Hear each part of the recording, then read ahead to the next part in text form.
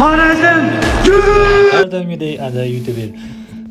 Bugun короче men Xorazmcha kontent qilaman endi bu yil. Hamma vaqtimda Xorazmcha kontent. Shuning uchun nikimni almashtirdim. Xorazm güchdan ada o'zgartirdim. Endi yana Xorazm güch. Xorazm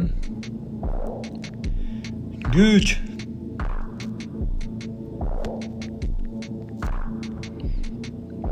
Xorazm güch.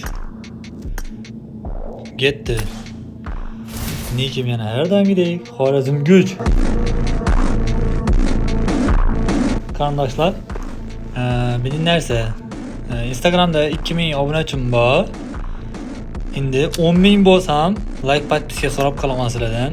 10.000 podpiskim bo'lsa, 20 dona odamga 325 100 dan chap beraman. Hammasi promo efirda, random orqali, boshqa vajh orqali hammasini aniqlaymiz. 10.000 podpis qo'ygan kunim, bir haftaning ichida 10.000 bo'lsam, как положение 20 dona real pass 325 100 chap beraman.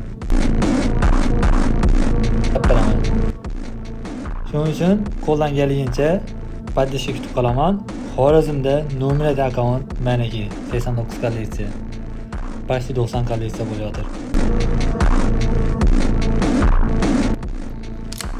Hammaga rahmat, addushi, like podpiska bosib qo'yinglar.